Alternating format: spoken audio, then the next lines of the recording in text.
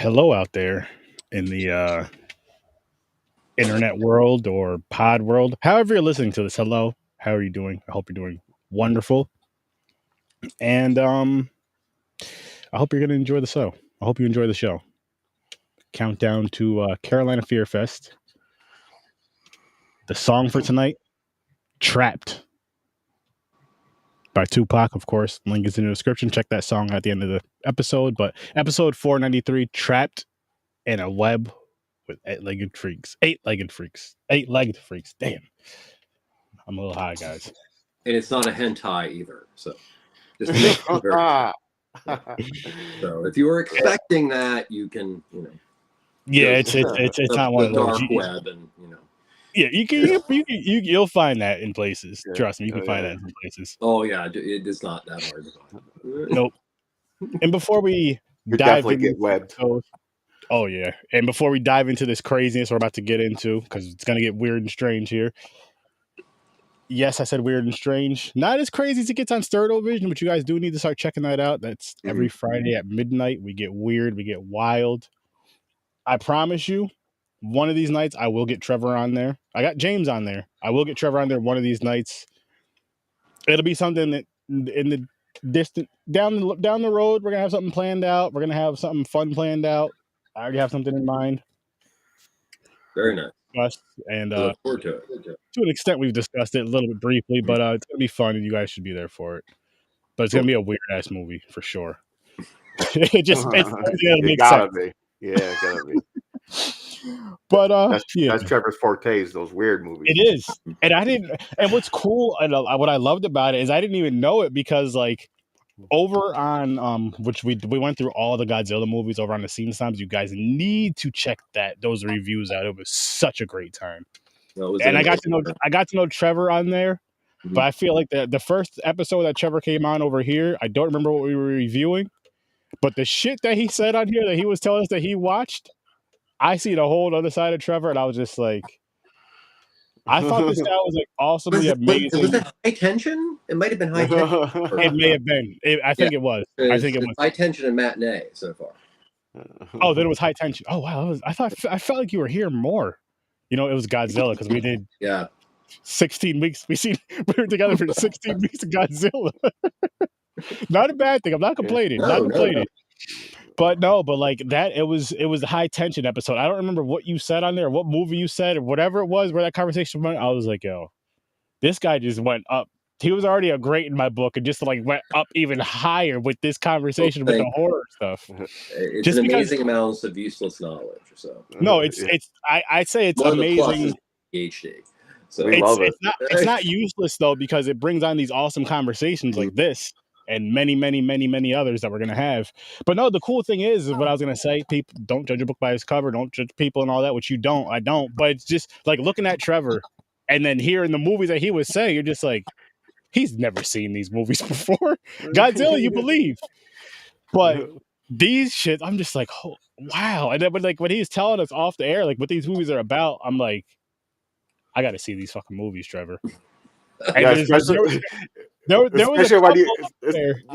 when you say like a new movie, you're like, oh, you see that new movie that came out? He's like, no. I did see it's 1959. Legs like a lady with 415 legs. Yeah. But the thing is like the things that you bring to the table, like when you tell us these movies, I'm just like, I'm way more interested in whatever the hell we were about to talk about. I want to see that shit. Yeah, I know. Yeah, I want to see that one now. Yeah. Yeah. And I just, oh man, it's just so awesome. It's just so awesome. Oh man. But I guess we could dive into these spider freaks. These spider freaks. David Arquette. Yes, David Arquette. And the reason why we are reviewing this movie really quick, Road to Carolina Fear Fest. I'm going to be going to Carolina Fear Fest, as you guys know. And David Arquette is going to be there. And he was in this movie, so reviewing this movie. But let's kick this one off. Oh shit. I'm so rude. How the fuck are you guys doing? I'm doing quite well. I'm very happy to be here, Sturdy and James. Thank you so much. Hell yeah. James, how the fuck are you doing? Doing good. Always good for a pod night, Oh yeah. And it's been getting like, I know it's been a couple weeks, guys, since we've cut it down to just Thursdays and Fridays, but it is so. My Tuesdays are all over the place. Mm-hmm. My Tuesdays, like, I'm just like, I'm so used to podding on Tuesdays because I've been doing it for the past few years. Mm-hmm. Oh my God. And now we don't anymore. It's been too long, Chad. It's been too long. We miss you, bro. Doing good. We got to collab soon, man. We got to collab soon. Yeah, let me know when you're free and shit again, man. Oh, man. By the way, go check out his podcast, Video Store Clerks. Those guys are fucking awesome. Yeah. Fucking awesome. Video Store Clerks. Drop a link in here, Chad. Dope pop movie. All movies. They don't just do a specific genre. I know they're huge fans of horror, but yeah, go check them out. They're phenomenal. Phenomenal show. And we've worked together before, and we're definitely gonna work together again. I understand that, man. You gotta take care of business. I get it. But 8-Legged Freaks. This was the first time watch for me. And of course, like I said, I watched it because of the con and stuff. And I've seen it a few times. This is a fun spider movie. Like, if someone was like, I want to watch a fun, silly spider movie with a little bit, I could see how people, if you have a fear of spiders, I could already see how you could be afraid of the movie. 100%. I get it. But I feel like it's a fun spider movie. And I feel like this is actually a good movie to introduce, depending on how what you let your children watch as far as horror goes. I don't feel like this is a bad introduction one. Oh. I mean, there's like violence, but it's like soft violence. Yeah. It's like spiders just jumping on people. It's nothing crazy. It's the old thing with monster-based films or things of that nature.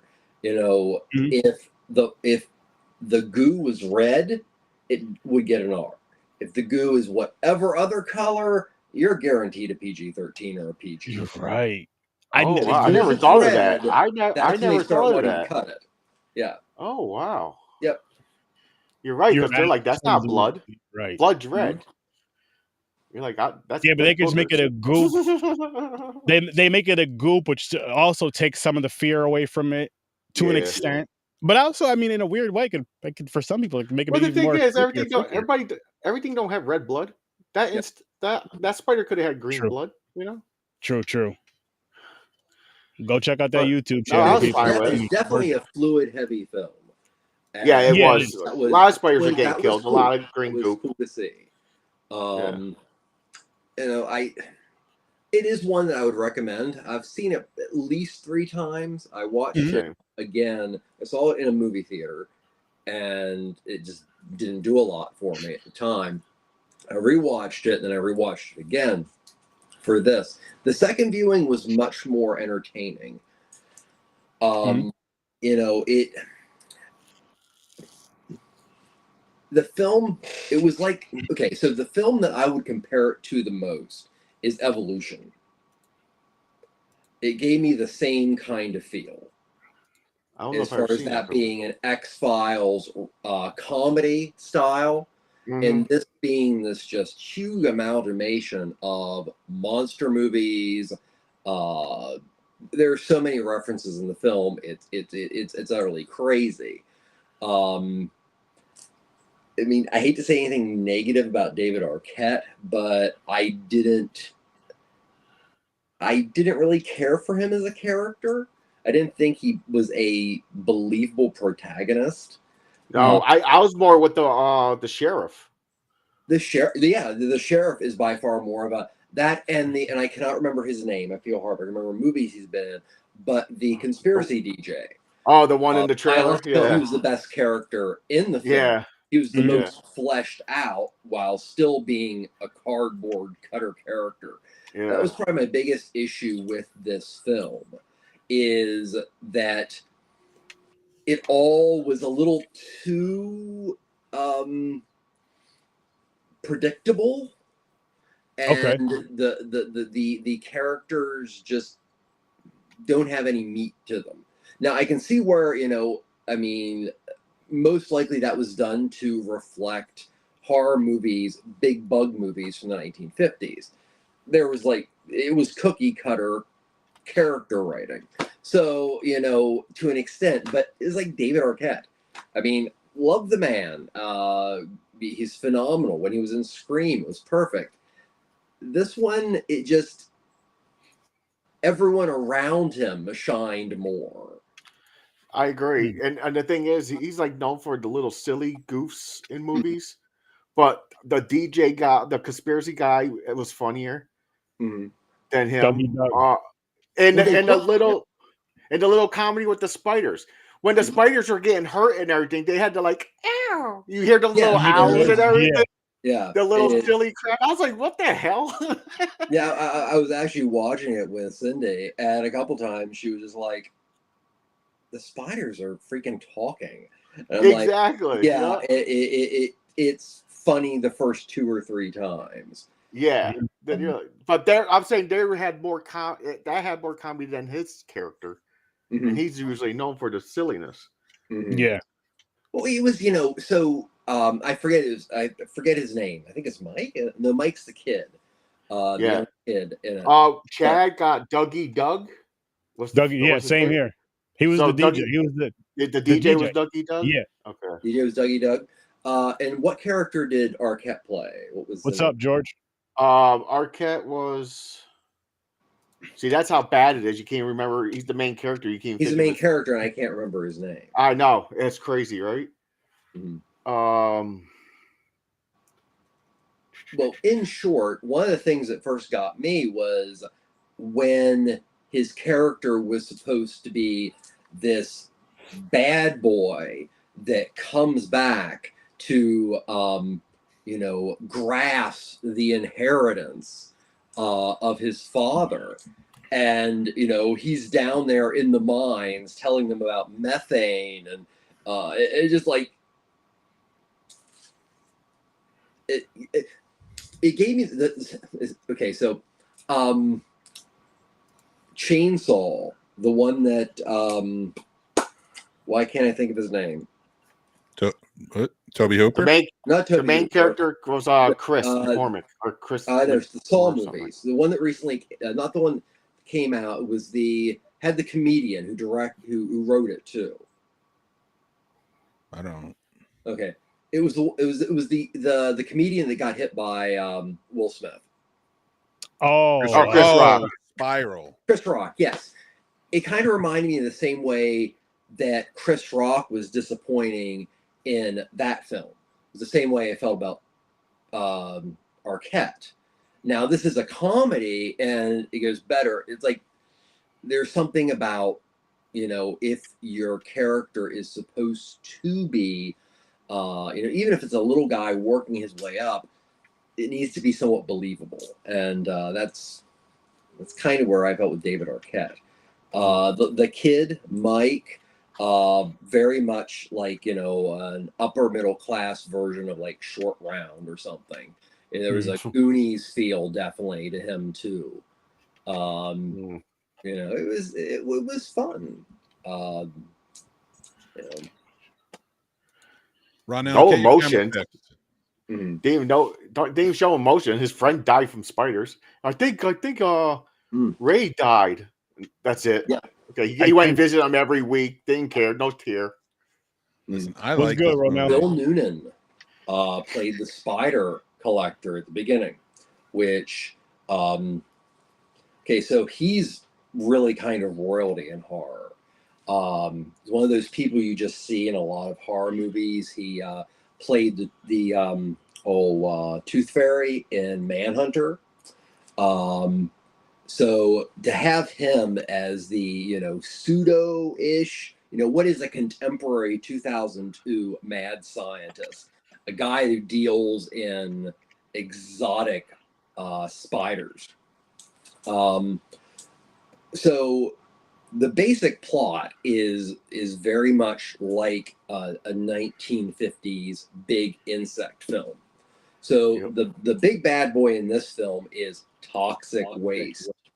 And toxic waste is being stored in caverns underneath a dying mall called the Prosperity Mall, which back in 2002, working, as a manager for malls, it was that time that all malls were starting to go, ugh.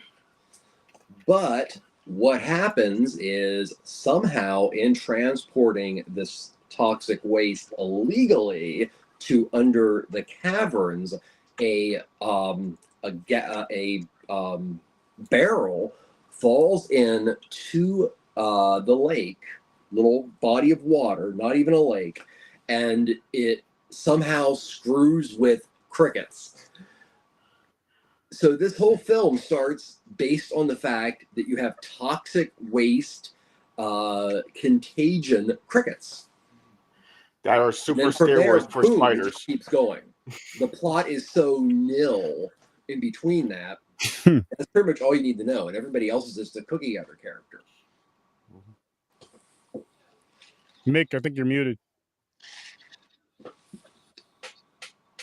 Fine, hey, whatever. Man. Mute me. Listen, dare you guys? It was all me, but I'm pretending it was you. So I would never. How's it going, Mick? How you guys doing? How you doing tonight, Mick? Good. Good to see you. Good to see you guys. I had listen. I want to say thank you to Sturdy for this one. I haven't seen this. I worked in a movie theater when this came out. I saw it then. I think I was working projection at the time. I might have been on the floor by that point, but it was just, yes, I get demoted very quickly. But no, I did. I went and saw this in theaters, and I loved the aspect of it just being this goofy. First of all, Kari Wuhrer. Love Kari Wuhrer. Full career. Amazing. Everybody in this movie. Early role for Scarlett Johansson. Very early role for Scarlett Johansson. And actually, acting wise, she stands out versus everybody in the film, and she's not even in the film that much. It's true. Yeah.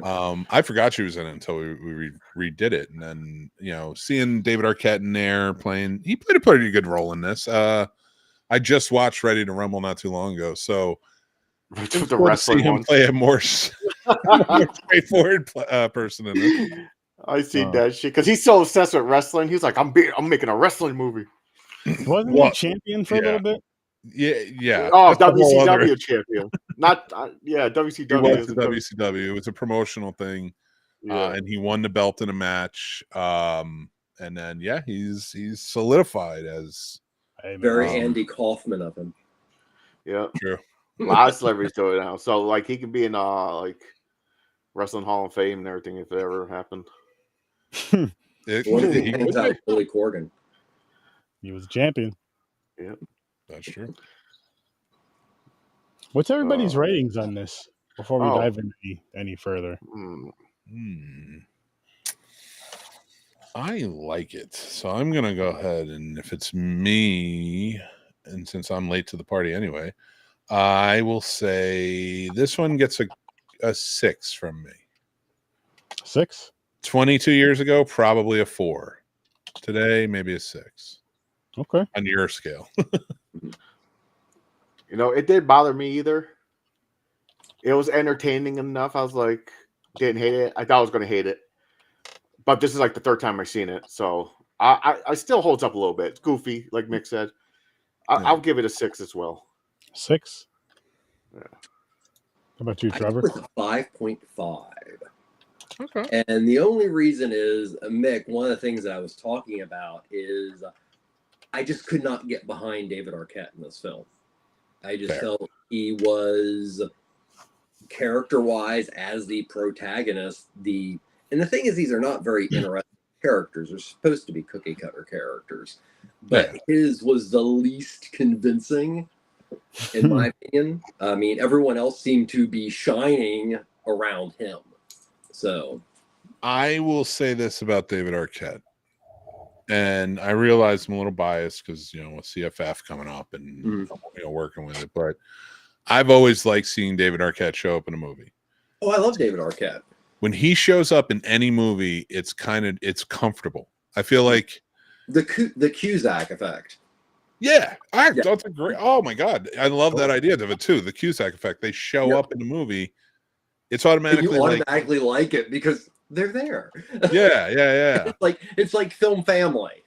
So I mean, I can't think of anyone who could have done this movie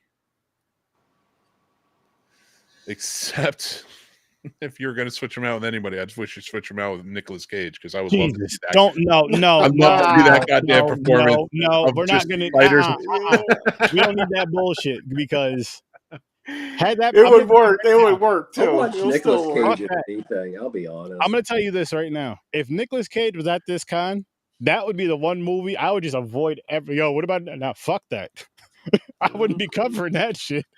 I think it would work too with Nick Cage, especially when this came out a little bit younger Nick Cage. No, it's not gonna work. Don't put that in the atmosphere because he's gonna hear that or feel that. He's gonna remake it like right now. Hey. And then he's gonna play the fucking spider. I love it. Well, you giving it an air? All right. Well, I'll take him out. But David Arquette, I feel, worked for this because he was such a goofy character in it. Like the fact that like you can't have like a strong hero in this role. Like she is the strong hero. Kari Wuhrer covers the strong in this. I like the gender reversal of it. Like she's the strong sheriff, which in a 1950s version always going to be a man. Be a male. Yeah. And the woman who is like the bumbling getting into trouble is always going to be, like I said, a woman, like in those 50s movies. So flipping it, making him come home, and there's like this love story there, but not too goofy, because he played it pretty straight well enough, I think. Like goofy enough where I'm like, okay, this woman does actually have feelings for you. Sort of like he's goofy, but at the same time, like he's trying to do right. He's trying, and he's back in town. Like but he is heroic. He goes back for like the old lady and such. Like, I don't believe The Rock is going back for the old lady. I believe David Arquette is. He's like, fuck that old bitch. He rock bottom. Flip this 30, tag a minute, because I do believe David Arquette will save anyone over The Rock. I did believe that too. Yeah. Dave Arquette's lucky he's not still champion, or I would challenge him for that belt. But I'll go to CFF. Listen, David Arquette, I want to tell you this. I give this movie a 5.5. I had some laughs with it, had some fun with it. I was going between a 5 and a 6. And I'm just going to go with my guy Trevor. He's right. I'm going to go with 5.5. I'm not saying you guys are wrong. I'm just saying I agree with Trevor. That's all I'm saying. You went backwards? Backwards from what? You were at 6, weren't you? Before, I think. No. No, I never. I was a 6. Oh, you didn't give yours. That's right. Sorry. James and I were 6. Yeah. I think this, I mean, all right, listen, I love David Arquette, and I love Scarlett Johansson, and I love Kari Wuhrer, and I love all the actors, and Tom Noonan, the whole nine. Oh, speaking of David Arquette. And I'm going to tell you straight up, I really enjoy this movie. But 6 is high. So if anybody's like, well, that's an 8 movie, you're mad. I don't care. Yeah, exactly. I agree. I was gonna say that I'm usually stingy on scores, and you're right, Mick. A 6 is high for me because usually, like, the movie's just okay. Okay is 5. If you get above okay, you're like, hey, take it. That means I recommend it. Watch it. It's a 6. You can watch it. With you saying that, Mick, I believe that, and I get that because I have so many nostalgia movies that I give points that some people say they don't deserve, but fuck those people. I want to point out this would be a great double feature with the 1986 Blob. Oh yeah, so very different films. That Eight-Legged Freaks is not a remake, but it is a homage to a whole movement of films. I believe we reviewed the Blob and the remake too, right? Oh yeah, we did. Oh no, Liz, listen. I really have that down on the list. We are going to do that. Liz, we got to do. I was going to watch it. He said, "You know what? Forget about Liz. Save it. I got an idea." That's not what I said. Everybody. And so here's what really happened. Real quick, if I can ask you all real quick, everybody bow their heads, and I got to make this prayer. God, please let me win the mega jackpot because I want to take that money and I want to accurately get it right. And I want to do Helen Keller versus the Lord of the Flies. And that's the next movie I want to make, and I want to get everybody back for it. But I need to win that Mega Millions jackpot to make this movie, and I need your help to do that. I want to be a part of that. Let's start a GoFundMe, Nick.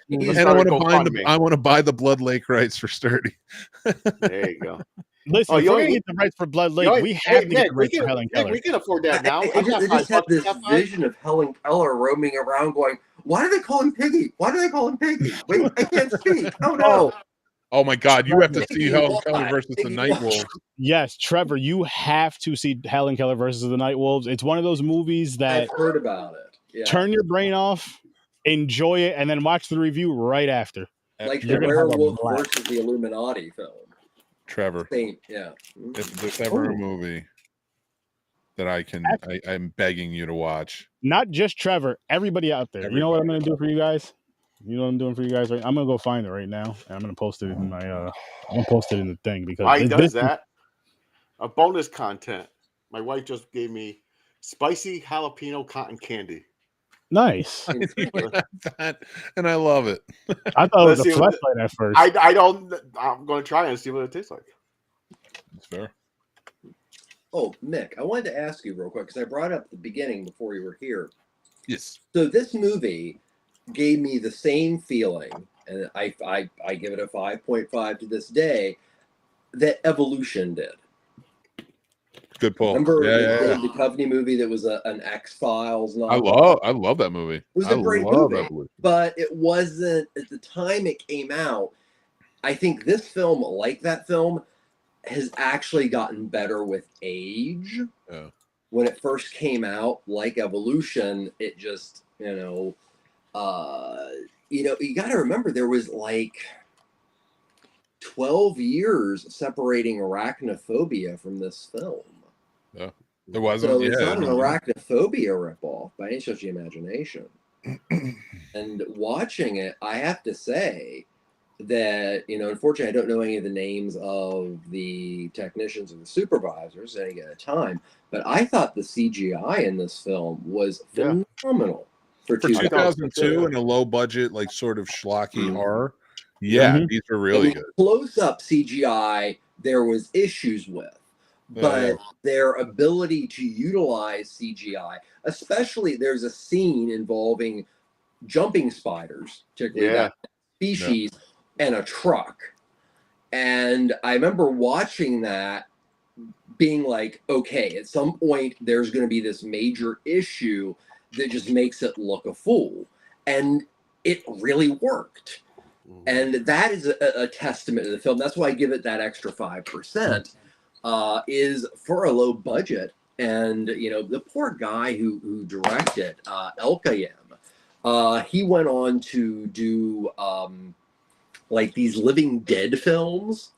Let's see here. What were they? They were, I felt kind of sad because he did this film, and then he went on to do a whopping 6 films that included Return of the Living Dead Necropolis, Return of the Living Dead Rave to the Grave. Yes, I saw that piece of turd. And Without a Paddle, Nature's Calling, 2009. So, wow. This made me wonder here. Okay, so what kind of budget are we working with here? Can't be a lot, but apparently it did not do well. Oh, actually, it made spectacular. No. It was budgeted at an estimated $30 million. Its U.S. and Canadian gross was just over 17 million. Oh. This would explain why this director went on to do some pretty dreadful things. Yeah. Well, I remember it being a flop when it came out. Well, 45 on a 30 million isn't that bad. Everybody pulls in the elusive marketing budget, which doesn't factor in. I don't know why everybody keeps doing it. That's just me. Well, I'm not going on another rant. This film probably did very well in China. This is a film that made its money probably in China, and then also it made a lot of money in the home video market. I also remember this one popping up a lot on cable services. Yeah, so, all the time. That's a shame. This the Elkayem, the director, really has not been able to see the fruits of his labor. It was just, when your U.S. and Canadian gross was 17 million versus 30 million, you become, Hollywood fodder. I know, because Hollywood sucks. Yeah. I'm sorry, but it still drives me nuts that I remember I was talking to Jonathan when Jonathan Frakes was on. When Jonathan Frakes was on the show, and I had asked him about that because he did the Thunderbirds after he did Clockstoppers. Well, first I asked him about Clockstoppers, and he goes, "That's the one that was like his big one that they were really banking on. It didn't do as well." And then he did the next one, and he said that's what put him in movie jail. This man directed 2 of the biggest Star Trek movies and the highest grossing. Directed countless television episodes of that are widely considered some of the best episodes of the shows. And then he did Clockstoppers, which I'd argue is a pretty good movie. It's a really good kids movie, and I don't understand why people don't like it, with great visual effects. And Thunderbirds was fine. And because Hollywood is who it was, and especially at that time, which is around the time this comes out, that's why I'm correlating it. You still had this Hollywood jail, they'll never make any money. They did that, the first 2 Star Trek movies made a ton of money. Clockstoppers made its money back. How are you going to go off of one flop? And they did that with so many directors that we miss out on today. That we miss out on having been able to come up through the ranks and be dominating like the Steven Spielbergs and the Martin Scorseses and all them were today. Imagine all the great, a horror film like this coming out, more and more stuff like this coming out. I blame Hollywood, and I blame the people not going to see it in America. Our Corman is Lloyd Kaufman. Well, my Corman's Corman. That's a lot. Corman, these, right now they're like the dinosaurs of, the new wave of American cinema. But most of them had worked in some way with a Roger Corman or Samsey Arkoff or whatever. And it was a system in which you did the work, and if you showed promise and if you delivered, especially if you delivered good and money making, they'd make sure your dream project would happen. The only person I really know who does that, but on a really, really low budget way, is Lloyd Kaufman. We wouldn't have James Gunn without Lloyd Kaufman. But you got to remember what Lloyd Kaufman is selling and what he wants. There's no nuance like Corman, Boxcar Bertha. It's an exploitation film, but it's also just this amazingly written American film. So, the Hollywood system, it's what it is. It is what it is. You're absolutely right. Everyone That's why it's expendable. It is the capitalist area of cinema. Mm-hmm. So sorry I had to bitch about that, guys, but I really you're good. I felt like I agree with you. That's why I've been liking a lot more indie and foreign movies. Yeah. More than Hollywood movies. So right here, real quick, this is the movie for next week. Yeah, next week, Bloodthirst. Mm-hmm. It was the last movie on the wheel, so there was no point in spinning the wheel for it. But so it'll be hopefully a fun one for us. And then, guys, listen, people out there, listen. I got to show you something very important. This is why you need to watch this movie. I'll explain it. There's really going to be no explanation needed to say why you should watch this. You should just. Oh boy. Oh boy. Yep. Mick, are you ready for this, Mick? I don't know if I'm ready for this. I'm in though. In for a penny, in for a pound. Okay. Good. Because you played the trailer? Yeah. Oh Jesus. James, listen. Sometimes you have to do this for people, You have to. I can't be selfish, James. I can't be selfish to the world. So here we go. You have a collect call from Ross Patterson, an inmate at Street Justice Films. I want want to tell you a story about a little girl who lost her eyesight and her hearing during a horrific wolf attack. This girl went on to save her entire town. What is Helen Keller doing here? She on a blind date? Simply by using her other senses. What's Helen Keller's favorite color? I bet it's corduroy. And a bunch of other cool shit, too. I think your sister has a gift. I'm gonna teach her how to read lips. Diner. Whose vagina? I can hear you just fine, fuckface. I can pick up the vibrations of your voice through the glass. You're a real fucking miracle worker, Ann Sullivan. They laughed at her lack of hearing and sight. She's blind! She will laugh standing over their grave. Jesus, that's really fucking dark. Sorry. Never made love to a black guy before. Oh, I'm not black. Everyone's black now. From the man who brought you FDR American Badass, Oh Boy Drowning Out the Fury, and the first ever best-selling romance novel for dudes, At Night She Cries While He Rides His Steed, Stink James Street James. I just taught myself Braille on tape. Starring Blythe Moynihan, Darth Granite, Bambi Lightfeather, Peter Portnoy, Maggie Martindale, Ronald Shortloin, Peter Tom Donnell, Legs Diamond, Wilf Hamelback, the Scagnetti Brothers, Denise Shrimpson, Guantanamo, and featuring Van Sant Law. You have the right to remain silent. What's the difference between Helen Keller and a normal person that can hear and see? I'm not a fucking pussy. Helen Keller versus Night Wolves. Okay, who turned off the lantern in the outhouse and left the plunger in the toilet? We're even. God damn it, Helen! Ass buggering, mothering, cunting, fucking goddamn shit. Help us finish the movie by clicking the link below and going to the end. All right, Trevor, before you say anything. How about not linking, clicking that link? Yes, no, Trevor. I understand what you just watched, and I understand, and I was apprehensive too. Mm-hmm. I was. Awesome. I was like, this is. Yeah, I was like, when I saw that trailer, I was like, I don't know. This just looks like schlock bullshit that I don't want to watch. And then I watched it.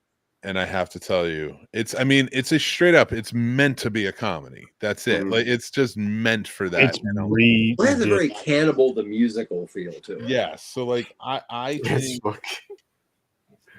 I think everybody should. It's funny as hell. It's offensive, but it's funny as hell. It's so good. Oh, it's hilarious. It's a turn your brain off, let everything go. If you smoke, watch this movie. It's so good. And just have a great time. If you could watch it with some friends, like-minded friends, that'd be even better. But this movie, oh my goodness. So good. Like, so good. This is not what we're here to talk about. I want to talk about Castellar's comment here saying Kari Wuhrer was great in this. Yes, she was. I've been saying it from the beginning. And Sliders. I love that show. Thank you. I love that show too. She came on towards the later seasons as a replacement as the female lead. It's just fantastic. It's great. I love that show, and I think they should remake it and bring it back. Nice. I agree. I've seen that. Sliders. It's a sci-fi. It's a sci-fi. I remember show. it. Yeah, it was on for several seasons. Yeah, there was like 7 seasons or something. Yeah, it was on for a while. They're trying to get home. It's like just fucking portals open up. Mm-hmm. Yeah, it's like on a clock. Yeah, it's like a little remote. It's like a timer, right? Yeah, they're on timers. So they jump into different like worlds. Like shit. And it's all kind of like our world, but just like completely different stuff going on in each one, right? So like, there are Nazis 1 in 1, or there's giant murder hornets, which is the first time I've ever seen a giant murder hornet. So when they said it in 2020, I was like, are we the Sliders universe? Those big bastards. But yeah, that was I'm gonna have to check that out. It was Jerry O'Connell starred in it. Yep. Looks like it's on Peacock. So yeah, check it out over on Peacock. I loved it. Thought it was a great show. But let's see what else. How do you see the Helen Keller movie? The original, The Miracle Worker? No. I'm not in an Bancroft mood. I mean the one with the werewolves. That's on YouTube. They're not even werewolves. Oh, YouTube. No, YouTube. You're right. YouTube. That's right. Yeah. It's on YouTube? Yeah, literally. Helen Keller versus Nightwolf. There's no werewolf. Isn't it Helen Keller versus the werewolves? No, Night Wolves. It's Night Wolves. Okay. Wolves with glowing. It's just wolves eyes. that come out at night and tear up the people in the village. Don't It doesn't make a spoil. difference to Helen Keller. So, anything. you know, Don't start that. Werewolves, night wolves, dawn wolves, morning wolves. It's amazing. It is an amazing movie. Like it's one you're not gonna forget. I don't have to worry about vampires. I feel the sun on my face. I was mad too because in the first few seconds you see the night wolves and you're like, they're not werewolves, motherfuckers. Yeah. And then you watch the movie and you're like, I don't care. This is great. Yeah. The night wolves are perfect. If they added werewolves, it'd make it worse because there'd be dialogue taken away from this awesome actors. It was just why it was so fun, and it was one of those movies to where, like, if it wasn't as hilarious as it was, a lot of those scenes would have been way too long. But I swear to you, I was laughing. I mean, I was watching with these guys, but still, even when I was watching by myself, I was laughing the whole damn time. I was high, but dude, I like literally hilarious. Like I cannot express enough. Like I'm an absurdist, so like, and it is true absurdity, that movie. That's why I say it's like, don't go into it thinking like there's stories there. There's actually a thin story there that works. And how does that compare to, say, like Abraham Lincoln Vampire Hunter? Better. Okay. Because that huge amount to be better, but true, but it's like vastly better because they added comedy to it. Oh, and good. Yeah, that's a plus. Yeah. And good. And the thing with the comedy is, it's like that stuff that you're gonna laugh. It's the stuff that some of it is stuff that people say you shouldn't laugh at. I guess you would say nowadays, because but it's fucking hilarious. I mean, you heard the guy say he learned Braille on tape. Yeah, that's what we won Trevor over. That's what Trevor's like. I'm watching this. James St. James or whatever his name is. Oh, oh my God! There's gonna be a surprise in this movie for you, Trevor. That's gonna pop up randomly a few times. You're just gonna be like, "Oh yeah! Oh my God!" Don't tell them what it is. I'm not. I'm glad they didn't show it in the trailer, but it was just random, weird, and hilarious. And it like after you watch the whole movie, you're just like, I don't know why, but I'm glad that was in there. Yeah. Well, I'm like Mick. I'm an absurdist. So it's absurd. You're like, what the hell does that have to do with the movie? It does it well. I love it. It's great. Yeah. No, it's so stupidly absurd. But anyways, eight-legged freaks. Yes. Enough about Helen Keller. Kind of absurd to begin with. I thought the giant tarantula was pretty cool. It's like they were like talking to each other. Like the tarantula, I got the door, guys. Just ripping the door off and backs up and lets them all in. It's like he's the freaking boss. And I think for me, I literally watched in the same day. I revisited the new film Infested, which, to my knowledge, is a French film. Now, there's a film that I feel falls in the horror zone, but excels in very tense character writing. So I watched this after that. So, my arguments about both of them seem to be like the opposite. Now this gives us, maybe it's too many spiders sometimes. I did love them all. Great reference to both Dawn of the Dead and Blues Brothers when the spiders take over a mall, and that's just truly awesome. And it really is awesome when you start understanding, because they don't talk about it really that much until then, that you're like, wow, it is 2002. Half of the stores in this mall don't exist. And it is cute with things like Prosperity Mall and, things like that. But it's a comedy. It's fun. Really is. Yeah. And that's why I can get lost in stuff like this. Like I give horror comedy a lot more leeway than I give most. Like the only time I'm really hard on horror comedy is if they treat the horror poorly. Like if they take it seriously, I'm usually really cool with it. Whatever. And that's what I like to go back to, ironically, Helen Keller and Night Wolves, to compare it to this movie. In a way, it's none of it's ever brushed off, or like the threat is there. The funny is within the people, you know, and then within the circumstances going on at a time. Like, because even the spiders that were acting funny in it, which did take me out a little bit. Don't get me wrong. Like, I'm not saying that they should have done that, but even when they did that, like, it's still, there was an element there that I didn't mind. Like, but it did take me out a bit. So like, that's why points get taken off.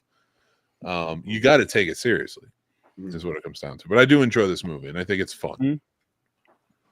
Yeah, it was definitely a fun film. It is definitely worth a watch. It's definitely worth a watch. I'm not saying I don't think I'll ever watch it again, but just I'm not mad I watched it. What do you say? It's retired? Yeah. Perfect movie for like ages 5 to 8 boys. Like a good starter. Yeah. And then once you graduate from that, but also so over the top, and you know, it's paced very well. That's one thing we'll definitely give Eight-Legged Freaks. And yet again, it is very sad that, you know, Elkayem, who was the director, you know, he even wrote the damn thing. He did this other film that was like a Universal Monsters ripoff before this. I forget the name. But, you know, it is sad that, you know, somebody with a promising career. Now, whether I'm going to say I love this movie or not, or, you know, would I truly recommend it or put it on any must-see list, but it's very admirable for somebody's first major film. And nobody looked back at it when it started to make money in home video and on cable and go, you know, well, maybe we should give this guy another chance. No, he's relegated to as low as you can go. I mean, basically, he's making sequels to old Bull films. Yeah, that's pretty low, boys and girls. Fair. Yeah. That's awesome, man. Well, I guess I have to ask one question. So, of the four of us here, are there any of us here who are truly arachnophobic? Nope. I mean, I don't want a million spiders crawling on me or anything, but like, I don't know. I'm not really arachnophobic. Yeah, I would hope not. I don't even want one crawling on me, but I'm not like shame, but you know. No, I the spiders like a house spider or anything. I'll pick it up. What about a tarantula, James? Yeah, I'll hold one. You don't provoke them. I mean, you're gonna be fine. That people have them for pets. They have them on their shoulder, let them walk around them and shit. I'm good. People also, like I said, the only thing I have fear of is heights and death. What about snakes? That's the good one. Yeah, snakes. I'll hold. Nope. See, no, you can keep. Well, I'm going to tell you, one of those fears is definitely going to come true one day. I know. Well, I mean, I know everybody's afraid of death, but I'm talking about like death for no reason out of nowhere, like that, like my luck, like getting surgery and I don't wake up because I'm under and I don't wake up type shit. It's that type of death. The surprise. These are surprise. Much rather, you know, not to go all morbid and stuff here, but I'd much rather have a surprise than like, you know, have a year of suffering leading up to death.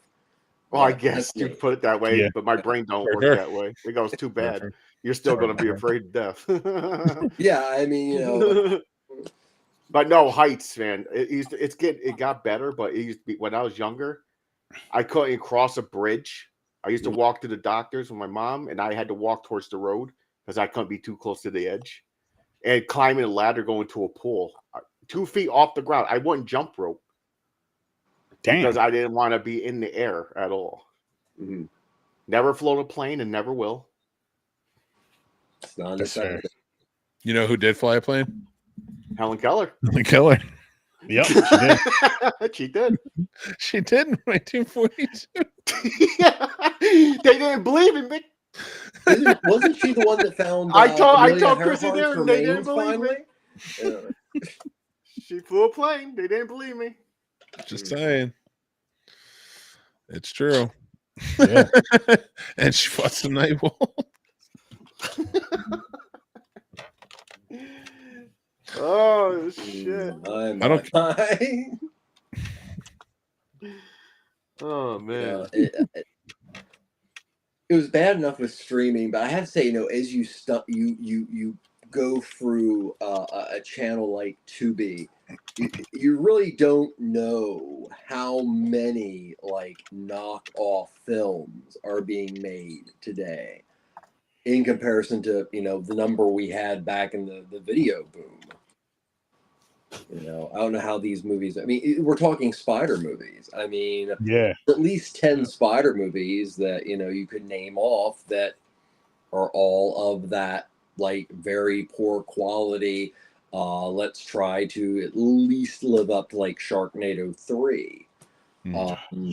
So. Helen Keller, she flew a plane. Yo, she did something no one else will ever do. That's some shit. That's an amazing feat. Lots of things you'll never do. Yeah, well, I'm a good person. And she also believed in eugenics. Well, listen, we like the Helen Keller from the movie, from the Helen Keller versus Nightwolves movie. We don't like the real one. She's frozen with Walt Disney, so. Probably. I don't know. She also has a song out. Aaron heard it. Remember that song, Aaron? Yeah, I shared one in the group, I think, earlier today. Let me, baby, one more time. No, she did. She had a cover. She did a Careless Whisper cover. It was beautiful. Yeah, Careless Whisper. It was beautiful. Sorry. Pull it up, Aaron. Pull it up. I can't on here. I'll have to do it after when the show's over. I'll pull it up. Oh, so okay. Listen. Helen Keller did experience flying a plane in 1946. Yeah, we know. We figured it out. I thought it was 42. She flew the skies. She flew the Connecticut skies. That's beautiful. So she flew. You haven't listened. Well, she don't know if it's beautiful because she couldn't see. No, I know it was beautiful because I was in a plane before. I could see. I looked out the window. Oh, I was about to say you're lucky you tried to rub it in her face and everything. No, she could rub it in our faces that she could brag to us that she flew a plane. I don't know how she'll brag, but she could brag to us that she flew a plane. Oh God! A lot of elaborate signing. Very elaborate. You just have to catch her doing this one day. That'll just be her bragging. Just her just walking around like this. She's probably just feeling around like, look, she's doing that plane bullshit again. And trip her. I love that. We went off the rails with this movie, guys. Yeah, Eight-legged freaks. That's what brings it. Well, thank you so much for having me. Was there something you wanted to share? Yes, he does. Yes. And you know what? I want to talk a little bit about where Eight-Legged Freaks fits in as far as the spider film. And, of the, films that, are either of giant monsters or, you'll see in almost any kind of fantasy realmed horror like Fulci and things like that, spiders are used because they're almost definitely, if you took a poll, probably within the top 5, not top 3 phobias of most people. So they make for great fodder for fright films. And I wanted to bring up a few that I thought were pretty cool. Now, this first one, Spider Woman with Basil Rathbone, is actually a Sherlock Holmes film. And it's about a woman who kills people by placing poisonous spiders near them. Spoiler alert. It's a little different, but it goes back to the idea that, spiders are genuinely creepy. They are frightening. It's been used in like a Sherlock Holmes film. So, and then the next one is the one that is most relevant, and that is the Jack Arnold film from roughly, I think, around 56, Tarantula, which is exactly what it is. It stars the main man of almost a majority of the major atomic scare, Red Scare films, John Agar. And it has a mad scientist, and he's trying to save the world by making everything big. And, a tarantula gets out and, well, it does what a big, big tarantula does and, destroys things. But it's an excellent film in that canon of 1950s monster films. The next one is actually The Spider, which this one actually, yet again, I think it was around 1958, is yet again it was produced by Samuel Z. Arkoff. It is a 1950s big monster, aka whether it's atomic scare or red scare. But this film is cool because it also takes place underground, and the spiders are underground, like Eight-Legged Freaks.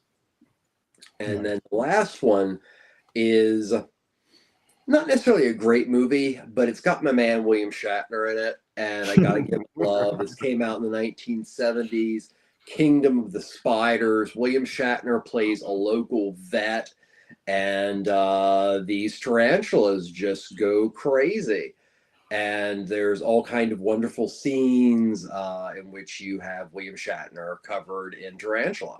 So I just wanted to bring up those films as if Eight-Legged Freaks, brought you into a mindset of, well, what came before? What are some other cool spider movies? We have to do a shout out to Arachnophobia from 1980. That is a truly amazing film. And actually, Sturdy, we talked about a film before that's kind of like Eight-Legged Freaks, and I think did it better. And that was Joe Dante's Matinee. Joe Dante's Matinee takes the homage to cinema, homage to late 1950s, 1960s cinema. It's funny, and it's a really tight film. Kind of what they were trying to do here with Eight-Legged Freaks, but it never, solidifies like Matinee. But both of those films would make a very good double feature if you're talking about, let's make it a triple feature with Ed Wood. I think would be a great triple feature. Nice. That'd be cool. Yeah. Listen, I'm not arachnophobic, but I ain't about to be going on no bender or watching spider movies. Unless it's Spider-Man. No. Was it Giant Spider Invasion? I got through 15 minutes of it and I fell asleep. It was so dreadful. You got one spider movie out of me this year. See, now I'm gonna go down a weird rabbit hole and watch a bunch of weird annual spider film. I love it. And oh man, I can't wait now. Appreciate that. That's a lot. No, those are some great titles too. Especially Spider Woman. I love the Basil Rathbone run of Sherlock Holmes movies, and that one stands out in my opinion. That's a particularly. They also made a sequel to it, from what I understand. Really? Yeah, I think it was. I figured they were all sort of sequels, but I didn't know there was like a direct. It's like Revenge of the Spider Woman. I like it. Nice. Well, thank you guys so much. Yeah, I have put on that weird rabbit hole of spiders now. Not right now, grab the raid. So I like that. Grab the ooh. All right, we're gonna. You know what? I gotta say something to these guys and jot something down, but I don't want to say it out loud yet. So listen, go check out all of our socials, people, please. CFF is coming up very, very, very soon. Link is in the description. And my advice to you for today is drink more water. It's getting hotter out. Drink more water. Not telling you to put down the soda and the beer because you're still going to drink it anyways, but drink more water. Have a great night. Hydration is underrated. It is. Yes. Like if your pee is really dark yellow and smelling, of course talk to your doctor, but drink a lot of water. Don't do it. You'll get kidney stones and they suck. See that? It's all about health. Health is wealth. All right, I'm out of here. On that